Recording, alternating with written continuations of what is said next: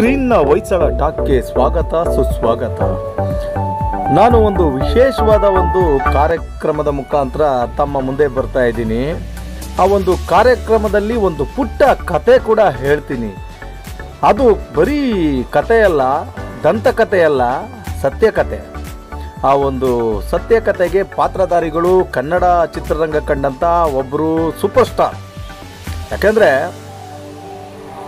ತಮ್ಮ ಸೈಟ್ನಲ್ಲಿ ಮನೆ ಕಟ್ಟುವ ಬದಲು ಬೇರೆಯೊಬ್ಬರ ಸೈಟ್ನಲ್ಲಿ ಮನೆ ಕಟ್ಟಿ ಪೇಚ್ಗೆ ಸಿಕ್ಕಿಕೊಂಡ ಸೂಪರ್ ಸ್ಟಾರ್ನ ಒಂದು ಕತೆ. ಯಾಕಂದರೆ ಮನೆ ಕಟ್ಟೋವರೆಗೂ ಆ ಸೈಟ್ನ ಮಾಲೀಕ ಯಾವತ್ತೂ ಕೂಡ ಬಂದು ತೊಂದರೆ ಕೊಡಲಿಲ್ಲ. ಮನೆ ನಿರ್ಮಾಣ ಆಗಿ ಗೃಹ ಪ್ರವೇಶ ಮಾಡೋ ಒಂದು ಸಂದರ್ಭದಲ್ಲಿ ಬಂದು ಈ ಸೈಟ್ ನಂದು, ನನ್ನ ಸೈಟ್ನಲ್ಲಿ ನೀವು ಮನೆ ಕಟ್ಟಿದ್ದೀರಾ ಅಂತ ಹೇಳಿ ಒಂದು ದೊಡ್ಡ ಸಮಸ್ಯೆನ ಕ್ರಿಯೇಟ್ ಮಾಡ್ತಾರೆ. ಹಾಗಾಗಿ ಆ ಸೂಪರ್ ಸ್ಟಾರು ಮನೆ ಗೃಹ ಪ್ರವೇಶ ನಿರ್ಮಾಣ ಮಾಡುವ ಸಂದರ್ಭದಲ್ಲಿ ಅವರು ಪೇಚಿಗೆ ಸಿಕ್ಕಾಕೊತಾರೆ, ಸಮಸ್ಯೆಗೆ ಸಿಕ್ಕಾಕೊಳ್ತಾರೆ. ಹಾಗಾಗಿ ಇದೊಂದು ಕಥೆನ ತಮಗೆ ಹೇಳಲೇಬೇಕು. ಯಾಕೆಂದರೆ ಈ ಕಥೆಯ ಸೂತ್ರಧಾರಿಗಳು ಕನ್ನಡ ಚಿತ್ರರಂಗ ಕಂಡಂಥ ಮೇರು ನಟರಲ್ಲೊಬ್ಬ. ಯಾಕಂದರೆ ನೋಡಿ, ಎಂಥ ಒಂದು ಬುದ್ಧಿವಂತರಾದ್ರೂ ಕೆಲವು ಸಲ ಏಮಾರ್ಬಿಡ್ತೀವಿ ಅನ್ನೋದಕ್ಕೆ ಈ ಒಂದು ಘಟನೆ ಉದಾಹರಣೆ.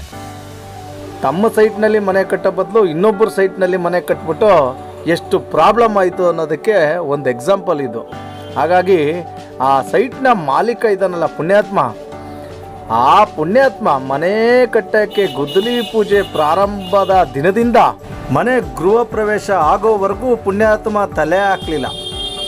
ಮಧ್ಯದಲ್ಲಿ ತಲೆ ಹಾಕಿದ್ರೂ ಆ ದಿಕ್ಕಲ್ಲಿ ಬಾಗಿಲು ಬರಬೇಕು, ಈ ದಿಕ್ಕದಲ್ಲಿ ಅಡುಗೆ ಮನೆ ಬರಬೇಕು, ಈ ದಿಕ್ಕಿನಲ್ಲಿ ದೇವ್ರ ಮನೆ ಬರಬೇಕು ಅಂತ ಪುಕ್ಷಾಟೆ ಐಡಿಯಾ ಬೇರೆ ಕೊಟ್ಟವನೇ ಪುಣ್ಯಾತ್ಮ. ಏನು ಮಾಡೋಣ, ಪರಿಸ್ಥಿತಿ ಯಾವ ರೀತಿ ಇದೆ ನೋಡಿ ಪಾಪ. ಬಟ್ ಪಾಪ ಆ ಸೂಪರ್ ಸ್ಟಾರು ಬೇಕು ಅಂತ ಮಾಡಲಿಲ್ಲ. ಯಾಕಂದರೆ ಸೈಟ್ ನಂಬರ್ ಒಂದೇ ಇತ್ತು, ಆದರೆ AB ಆಗಿರೋದ್ರಿಂದ ಸ್ವಲ್ಪ ಕನ್ಫ್ಯೂಸ್ ಮಾಡ್ಕೊಂಡು ಆ ಒಂದು ಸಂದರ್ಭದಲ್ಲಿ ಮನೆ ಕಟ್ಟೋಕ್ಕೆ ಪ್ರಾರಂಭ ಮಾಡಿಬಿಡ್ತಾರೆ.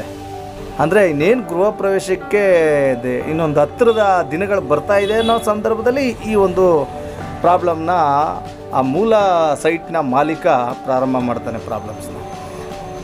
ಇನ್ನೇನಪ್ಪ ಮಾಡೋಣ, ಈ ಥರ ಆಗೋಯಿತು, ನನ್ನ ಸೈಟ್ನಲ್ಲಿ ನಾನು ಮನೆ ಕಟ್ತಿದ್ದೀನಿ ಅಂತ ತಿಳ್ಕೊಂಡಿದ್ದೀನಿ, ಆದರೆ ಈ ಪುಣ್ಯಾತ್ಮ ಬಂದು ಇದು ನನ್ನ ಸೈಟು, ನನ್ನ ಸೈಟ್ನಲ್ಲಿ ನೀವು ಮನೆ ಕಟ್ಟಿದ್ದೀರಿ, ಈ ಮನೆ ನಂದು, ಬಿಟ್ಕೊಡಿ ಅಂತ ಅಂದಾಗ ಏನಾಗಿರ್ಬೇಡ ಆ ಸೂಪರ್ ಸ್ಟಾರ್ಗೆ. ಕೊನೆಗೆ ಆ ಒಂದು ಸೈಟ್ ಮಾಲೀಕನಿಗೆ ಇವರು ಮನವರ್ಷ ಪ್ರಯತ್ನಗಳೆಲ್ಲ ಮಾಡ್ತಾರೆ. ಬಟ್ ಆ ಪುಣ್ಯಾತ್ಮ ಒಪ್ಪೋದೇ ಇಲ್ಲ, ಆಗೋದಿಲ್ಲ ಅಂತ ಹೇಳ್ತಾನೆ. ಕೊನೆಗೆ ಒಂದಷ್ಟು ಜನರ ಒಂದು ಮಾತುಕತೆ, ಸಂಧಾನದ ಮುಖಾಂತರ ಸಮಸ್ಯೆ ಬಗೆಹರಿಸ್ಕೊಳ್ಳೋ ಕೆಲಸಗಳು ಆಗುತ್ತೆ.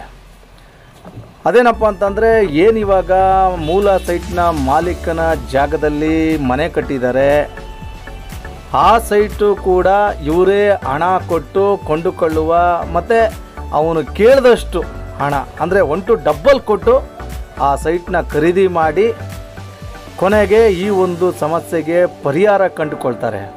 ಹಾಗಾಗಿ ನೋಡಿ ಯಾವ ರೀತಿ ಸಮಸ್ಯೆ ಆಗುತ್ತೆ. ಬೆಂಗಳೂರಿನಲ್ಲಿ ನಮ್ಮ ಸೈಟೇ ಆದರೂ ಮನೆ ಕಟ್ಟಬೇಕಾದ್ರೆ ಭಾಳ ಹುಷಾರಾಗಿರಬೇಕು. ಯಾಕಂದರೆ ಈ ಒಂದು ಎಪಿಸೋಡ್ ಇದೆಯಲ್ಲ, ಇದು ಬೆಂಗಳೂರಿನಲ್ಲಿ ಇವತ್ತು ಮನೆ ಕಟ್ಟೋರಿಗೆಲ್ಲ ಒಂದು ಉದಾಹರಣೆ ಆಗಬೇಕು. ಯಾಕಂದರೆ ನಮ್ಮ ಹತ್ರ ದಾಖಲೆಗಳಿದ್ದರೂ ಕೂಡ ಸರಿಯಾಗಿ ಅಲ್ಲಿ ಪರಿಶೀಲನೆ ಮಾಡದೆ ಇನ್ನೊಬ್ಬರ ಸೈಟ್ನಲ್ಲಿ ನಾವು ಮನೆ ಕಟ್ಟಿದಾಗ ಯಾವ ರೀತಿ ಪ್ರಾಬ್ಲಮ್ಸ್ ಆಗುತ್ತೆ, ಅಥವಾ ಮನೆ ಕಟ್ಟಿದ ಮೇಲೆ ಇನ್ನೊಬ್ಬ ಬಂದು ಈ ಸೈಟ್ ನಂದು ಬಿಟ್ಕೊಡಪ್ಪ ಅಂತ ಅಂದಾಗ ಯಾವ ರೀತಿ ಪ್ರಾಬ್ಲಮ್ಸ್ ಆಗುತ್ತೆ.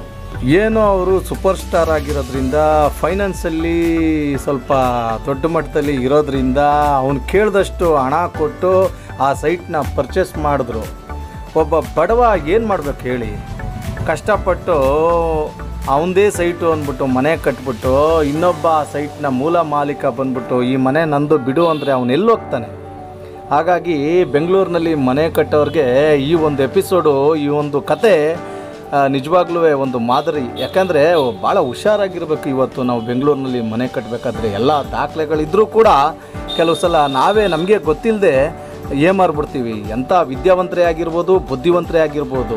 ಯಾಕಂದರೆ ಈಗ ಈ ಒಂದು ಘಟನೆ ಒಂದು ನಿಜವಾಗ್ಲೂ ಬೆಂಗಳೂರನ್ನ ಮನೆ ಕೊಂಡ್ಕೋಬೇಕು ಅಂತ ಇರೋರಿಗೆ, ಮನೆ ಕೊಂಡ್ಕೊಂಡ್ಮೇಲೆ ಆ ಜಾಗದಲ್ಲಿ ಮನೆ ಕಟ್ಟಬೇಕು ಅಂತ ಇರೋರಿಗೆ ಈ ಒಂದು ಎಪಿಸೋಡು ತುಂಬ ಹೆಲ್ಪ್ ಆಗುತ್ತೆ ಅಂದ್ಕೊತೀನಿ. ಹಾಗಾಗಿ ಆ ಒಂದು ಸೂಪರ್ ಸ್ಟಾರು ನಂತರ ಅದೇ ಜಾಗದಲ್ಲಿ ಭವ್ಯವಾದ ಒಂದು ಬಂಗ್ಲೆ ಕಟ್ತಾರೆ. ಏನು ಅವ್ರದ್ದು ಒರಿಜಿನಲ್ ಖಾಲಿ ಸೈಟ್ ಇತ್ತು, ಅದರಲ್ಲಿ ಒಂದು ಗಾರ್ಡನ್ ಮಾಡ್ತಾರೆ. ನಂತರ ಭಾಳಷ್ಟು ವರ್ಷಗಳ ಕಾಲ ಅದೇ ಮನೆಯಲ್ಲಿ ಅವರು ನೆಲೆಸಿ ಅದೇ ಜಾಗದಲ್ಲಿ ಸೂಪರ್ ಸ್ಟಾರ್ ಆಗಿ ಕರ್ನಾಟಕದ ಮನೆಗಳಲ್ಲಿ ಮಾತಾಡ್ತಾರೆ. ಆದರೂ ಕೂಡ ನೋಡಿ, ಅವರ ಬದುಕಿನಲ್ಲೂ ಕೂಡ ಇಂಥ ಒಂದು ಘಟನೆಗಳು ನಡೆದಾಗ ಪಾಪ ಆ ವ್ಯಕ್ತಿಗೆ ಯಾವ ರೀತಿ ನೋವಾಗಿರ್ಬೋದು, ತೊಂದರೆ ಆಗಿರ್ಬೋದು, ಇದನ್ನು ಊಹೆ ಮಾಡ್ಕೊಳ್ಳೋಕ್ಕೂ ಅಸಾಧ್ಯ. ಏನಪ್ಪ ಇದು ಆವಾಗಲೆಯಿಂದ ನೋಡ್ತಾ ಇದ್ದೀವಿ, ಸೂಪರ್ ಸ್ಟಾರು ಅಂತ ಹೇಳ್ಕೊಂಡೇ ಬರ್ತಾವನೆ. ಆ ಸೂಪರ್ ಸ್ಟಾರ್ ಯಾರು ಅಂತ ಹೇಳ್ತಾನೇ ಇಲ್ಲ ಅಂತ ಕೇಳ್ಬೋದು ನೀವು. ಹೇಳ್ತೀನಿ, ಯಾಕಂದರೆ ಆ ಸೂಪರ್ ಸ್ಟಾರ್ನ ಈ ಘಟನೆ ಸಾಕಷ್ಟು ಜನಕ್ಕೆ ಗೊತ್ತಿರ್ತದೆ. ನಿಮಗೇನಾದರೂ ಗೊತ್ತಿದ್ದರೆ ದಯವಿಟ್ಟು ಕಮೆಂಟ್ ಮುಖಾಂತರ ತಿಳಿಸಿ. ಆ ಸೂಪರ್ ಸ್ಟಾರ್ ಯಾರು ಅಂತ ನಾನು ನೆಕ್ಸ್ಟು ಹೊಯ್ಸಳ ಟಾಕ್ನಲ್ಲಿ ಹೇಳ್ತೀನಿ. ಹಾಗಾಗಿ ಅಲ್ಲಿ ತನಕ ತಮಗೆ ಒಂದು ಬ್ರೇಕ್ ಕೊಡ್ತೀನಿ. ಯಾಕಂದರೆ ಆ ಸೂಪರ್ ಸ್ಟಾರ್ನ ಈ ಒಂದು ಘಟನೆನ ಇಟ್ಕೊಂಡು ಒಂದು ಚಿತ್ರ ಕೂಡ ಬಂದಿದೆ. ಆ ಚಿತ್ರ ಸೂಪರ್ ಡೂಪರ್ ಹಿಟ್ ಕೂಡ ಆಗಿದೆ. ಅದೇ ನಿಮಗೆ ಕ್ಲೂ. ದಯವಿಟ್ಟು ಕಮೆಂಟ್ ಮಾಡಿ.